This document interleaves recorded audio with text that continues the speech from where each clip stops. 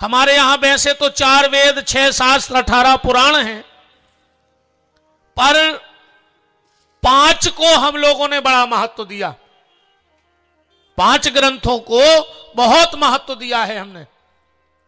आम चर्चा में भी कहीं चर्चा होगी तो इन 5 ग्रंथों पे होगी।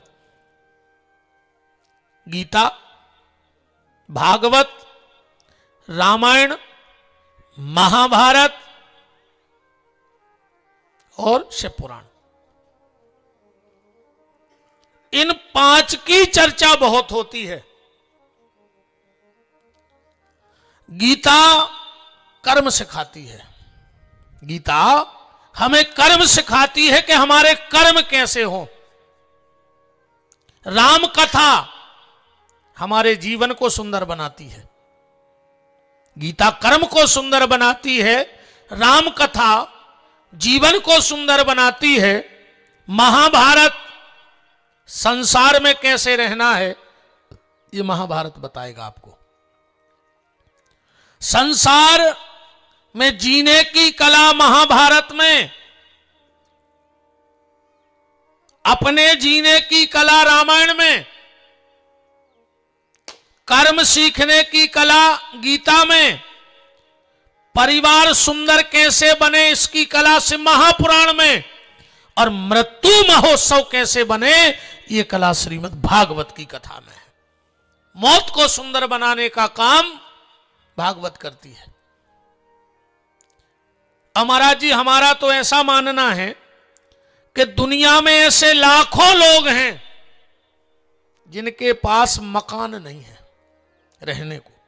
कई लोग किराए के मकानों में रह रहे हैं, पर संसार में ऐसा एक भी व्यक्ति नहीं है, एक भी व्यक्ति जिसके पास इन 3 ग्रंथों में से एक ग्रंथ ना हो। 7 दिन में एक व्यक्ति ऐसा ढूंढ देना इतने बड़े गड़ा कोटा में, और उसको लाना कि इसके पास 3 ग्रंथों में से एक ग्रंथ नहीं है।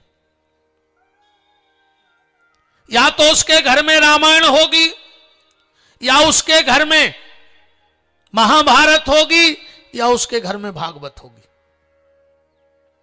अब अनुमान आप लगाना कि आप रामायण के पुजारी हो, आप भागवत के पुजारी हो कि महाभारत के पुजारी हो, आपके घर में कौन सा ग्रंथ है, इसका निर्णय आपको करना है। अगर घर में भाई भाई के बीच में ऐसा विचारों का आदान प्रदान व्यवहार है, बड़ा भाई पिताजी के पास गया, बोले पिताजी हमने सुना है कि तुम संपत्ति का बंटवारा कर रहे हो। पिताजी ने कहा बेटा हमने सोचा जीते जी सब बांट दें। तो बड़े लड़के ने कहा पिताजी फिर एक काम करना। बोले क्या? बोले छोटे को हिस्सा थोड़ा ज्यादा दे देना। पिताजी ने कहा क्यों? बोले इसलिए ज्यादा दे देना कि तो आपकी संपत्ति का अधिकारी है, और मैं भी बड़ा भाई हूं तो पिता के तुल्य हूं, तो कुछ मेरा भी तो हिस्सा उसको मिलना चाहिए कि नहीं मिलना चाहिए। बड़ा इतनी बात कह के बाहर निकला, छोटा पहुंच गया। बोले पिताजी भैया कह रहे थे कि आप संपत्ति बांट रहे। बोले हां। तो बोले एक काम करना, अपनी संपत्ति का थोड़ा सा हिस्सा ज्यादा भैया को दे देना। पिताजी ने कहा क्यों? बोले वो आपकी प्रथम संतान है और उनका अधिकार थोड़ा सा ज्यादा बनता है। जिसके घर में ऐसा भाव बन जाए, जिसके घर में ऐसा भाव बन जाए, बड़ा भाई कहे छोटे को ज्यादा दे दो, छोटा कहे बड़े को ज्यादा दे दो, समझ लेना उसके घर में आज भी राम कथा चल रही है। क्योंकि भरत कहते थे अयोध्या राम को मिल जाए, और राम कहते थे अयोध्या भरत को मिल जाए। और जिसके घर में ऐसा भाव बन जाए, बड़ा भाई कहता है ये जमीन मकान दुकान मेरी है, और छोटा भाई कहता मेरी है, समझ लेना आज भी उसके घर में महाभारत चल रहा है। हस्तिनापुर युधिष्ठिर को भी चाहिए और हस्तिनापुर दुर्योधन को भी चाहिए। वो महाभारत का पुजारी आज भी कलयुग में बना बैठा है। रामायण का भाई जब राम जी अयोध्या से लौट के आए 14 साल बाद, तो सबसे पहले किससे मिले? प्रथम राम भेंटे कैकई, कैकई मां के पास गए। 14 साल में कैकई ने नजर नहीं उठाई है, किसी को देखा नहीं है कैकई ने 14 साल से। क्यों? किसी ने कैकई से कहा, कैकई तुम देखती क्यों नहीं? बोले अब क्या देखें, ये आंख की पलक उस दिन उठेगी जिन आंखों ने राम को जाते देखा है। जिस दिन राम आएगा उस दिन ये आंखें देखेंगी, अब किसी को नहीं देखेंगी। कैकई किसी की सुनती नहीं है, अब कोई कुछ भी बोलता रहे। कैकई से पूछा सुनती क्यों नहीं? बोले अब इन कानों में वही शब्द जाएगा, एक शब्द गया था कि राम चले गए, अब दूसरा शब्द ये जाएगा कि राम आ गए, तब तक इन कानों से अब किसी को नहीं सुनना। भगवान राम कैकई के पास गए, प्रणाम किया, और कैकई ने नजर उठाकर देखा, बेटा राम आ गए? हां मां मैं आ गया। राम तू मुझसे नाराज तो नहीं है? राम पूरी दुनिया मुझे पापनी कहने लगी है कि कैकई पापनी है। राम ने कहा मां वो मेरा सबसे बड़ा दुश्मन होगा जो मेरी मां को पापिन कहेगा, उससे बड़ा बैरी मेरा दुनिया में दूसरा कोई हो नहीं सकता। कैकई ने कहा नहीं राम मैं पापिन हूं, मैं हूं पापिन। राम ने कहा तू पापिन नहीं है। कैकई ने कहा बेटा तू इतने विश्वास से कह रहा है कि कैकई पापिन नहीं है, इसका क्या प्रमाण है तेरे पास? और राम का जवाब सुनना। महाराज जी वो जवाब दिया राम जी ने कहा सुनो मां, मैं एक बात पे अड़ा हूं कि मां मेरी पापिन नहीं है। बोले राम कौन सी बात है? मैं पापिन हूं। और राम ने कहा मां अगर तू पापिन है तो तेरी कोख में भरत जैसा संत कहां से आ गया? जिसने भरत जैसे संत को जन्म दिया हो वो मां पापिन नहीं हो सकती, वो दुनिया की सबसे बड़ी पुण्यात्मा मां है। नारी जने तो भक्त जन कह दाता के सूर, अब वरना नारी बांझ रहे मती गमावे नूर।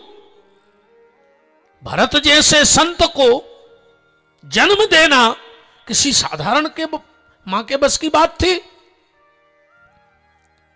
राम तू मुझसे नाराज नहीं है? नहीं मां। तो कैकई ने हाथ जोड़ के कहा राघव अगर तू मुझसे नाराज नहीं है तो क्या मैं तुझसे एक वरदान मांग सकती हूं? पूरी अयोध्या को सन्न कर दिया कैकई के एक शब्द ने। सब घबरा गए, ऐसा ना हो कि कैकई फिर कह दे कि 14 साल को चले जाओ, और राम चले भी जाएंगे, ये सब जानते हैं अयोध्या वाले। तो जैसे ही कैकई ने कहा कि राम क्या मैं तुझसे एक वरदान मांग सकती हूं, भरत ने कहा राजमाता कैकई। राम ने कहा भरत हाथ नीचे कर। मैं 14 साल के लिए अयोध्या छोड़ के क्या गया? तूने मेरे कुल की मान मर्यादा सब मिटा डाली। भरत जी चरणों में गिर पड़े, बोले गुरुदेव मैंने ऐसी क्या गलती कर दी? क्या गलती कर दी मैंने ऐसी? भैया राम कह रहे कि मैंने मान मर्यादा मिटा दी, भैया मैंने क्या मिटाया? राम ने कहा भरत रघुवंश का नियम है कि जब दो बड़े बात कर रहे हो तो छोटों को बीच में बोलने की इजाजत नहीं है। जब मैं और मेरी मां बात कर रहे थे तो तू बीच में क्यों बोला? राम ने कहा, मां मांगो, क्या चाहती हो मुझसे? कैकेयी ने राम के पास जाके आराम से कहा, राम बेटा, अगर तू मुझसे नाराज नहीं है तो इस भरत से मुझे एक बार मां कहलवा दे बस। 14 साल हो गए, ये कान तरस गए हैं। इस भरत ने कभी मुझसे मां नहीं कहा। ये जब भी कहता है तो कहता है, आओ राजमाता कैकेयी। राम ऐसा लगता है जैसे किसी ने गरम सरिया हृदय में डाल दिया हो। एक बार ये भरत मुझसे मां कह दे। राम जी भरत के पास गए, बोले, भरत, मैंने कभी किसी से कुछ नहीं मांगा, क्या मैं तुझसे कुछ मांग सकता हूं? भरत ने कहा, भैया ये रोम रोम भरत आपका है, बोलो क्या चाहिए? राम ने कहा, भरत फिर भी सोच लेना, मैं जो मांगूंगा मिलेगा। भरत ने कहा, तो सुनो प्रभु, आप जो कहोगे मैं दूंगा, पर मैं इस राजमाता कैकेयी को मां नहीं कहूंगा। कैकेयी ने कहा, बस राम, इसने मुझसे मां नहीं कहा, कोई बात नहीं, पर इसके मुंह से मां शब्द तो निकल गया। मुझे तो मां सुनना था और इसने मुझे मां कह दिया। बात सिर्फ मैं आपको यह बता रहा हूं कि आज भाई भाई की हालत क्या है। गुरुदेव वशिष्ठ ने कहा, राघव चलो, अब तुम्हें स्नान करना है, बलकल वस्त्र उतारना है, तुम्हें राजा बनना है। राम ने कहा, गुरुदेव मैं अपनी जटाएं सुलझाऊं, उसके पहले मैं भरत की जटाएं सुलझाना चाहता हूं। वशिष्ठ ने कहा, राम लगता नहीं कि भरत मानेगा। बोले, पूछ लो। वशिष्ठ जी ने कहा, भरत, महाराज राम की इच्छा है कि उनकी जटाएं सुलझें, उसके पहले वो आपकी जटाएं सुलझाना चाहते। भरत ने कहा, मुझे मंजूर है, मुझे मंजूर है। वशिष्ठ जी ने कहा, भरत तुम राम से सेवा करवाओगे? भरत का जवाब सुनना गुरुदेव, जटिलताओं की जटाएं भरत अपने सिर पे रख तो सकता है, जटिलताओं की जटाएं भरत अपने सिर पे रख सकता है, पर उनको सुलझाने का काम तो राम का ही है। जटिलताएं सिर्फ राम सुलझा सकते हैं जटाओं के रूप में। और भरत ने कहा, मैं आने वाले दुनिया के भाइयों को बताना चाहता हूं, जटाएं बालों को केस भी कहते हैं, केस भी कहा जाता है। बोले, मैं ये मैसेज देना चाहता हूं, ये संदेश देना चाहता हूं कि जीवन में कभी अपने भाई को केस में उलझाना मत, जितना हो सके तो उसके केस सुलझा देना। राम कथा का भाई भाई के केस सुलझा रहा है, और आज का भाई सगे भाई को केस में उलझा रहा है। बोलो, उलझा रहा है कि नहीं उलझा रहा है? आधे से ज्यादा कोर्ट में अगर कोई केस लगे हैं तो सगे भाइयों के लगे हैं, जबकि भाई को केस से सुलझाए, ना कि उलझाए।